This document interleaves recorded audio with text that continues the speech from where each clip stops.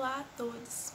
Bem, hoje eu estou aqui para falar do trabalho que eu desenvolvi em parceria sobre orientação, mas em parceria também com a professora Lia Miranda, da Universidade Federal de Minas Gerais. Nosso projeto, o título, vou ler muito certinho porque ele é lindo.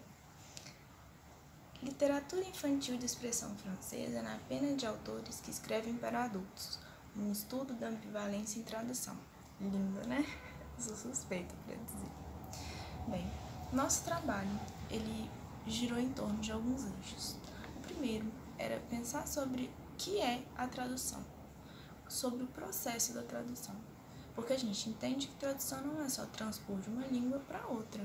Tem todo um processo aí no meio. Tem escolhas que a gente vai chamar de reescrita do texto original.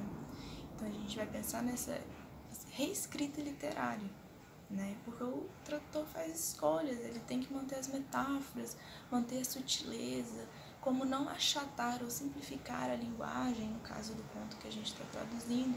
Então essa foi uma grande questão para a gente, né? Pensar sobre o processo de tradução. Uma outra questão foi pensar o que é a literatura do Le Clusio nesse texto, nesse livro, depois nesse conto, né? Partindo do todo para o menor. Bem, é uma literatura que a gente vai chamar de ambivalente, partindo do conceito da Zohar-Zavita, de ambivalência, que é um texto que não se encontra nem no polo infantil, nem no polo adulto. Nenhum desses polos consegue se colar nele, ou ele não consegue se colar nesses polos. E bem, né, então ele está em lugar nenhum, mas ele também tem um pouco de tudo, e nessa estranheza, a gente considera que ele vai criar algo novo, né? Ele vai romper com os padrões do sistema literário lá que o Antônio Cândido vai apresentar para a gente. Então, esse texto ali, a gente entende, né, assim como a Zohar-Zavita, que ele renova esse sistema literário, né? Ele traz novidade, né? E isso é muito interessante. Pensar que uma criança consegue ler o mesmo texto que um adulto. Ela consegue compreender as experiências metafísicas sobre o que somos no planeta Terra, qual é a nossa condição como ser humano, qual é a nossa relação com o divino, com a natureza. Bem, questões que normalmente não estão ligadas ao infantil são questões do infantil também. Criança também reflete sobre o mundo. A gente, como adulto, tem a mania de achar que criança não entende nada. Eles são muito novos para isso. A criança entende muita coisa.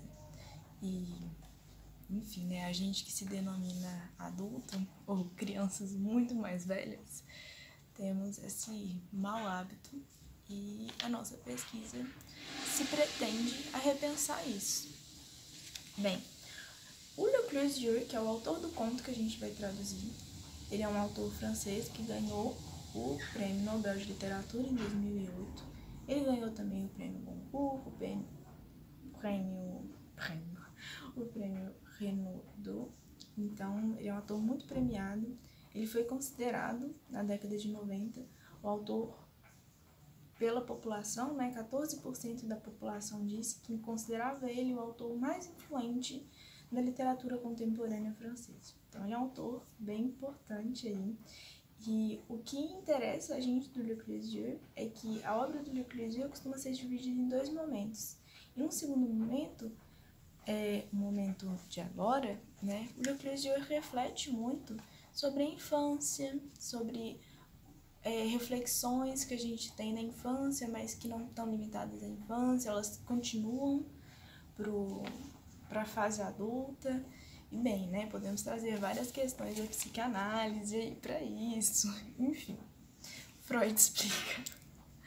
Bem, e nessa pesquisa, então, a gente teve algumas perguntas que eu vou deixar aqui para vocês no final, para instigar a curiosidade.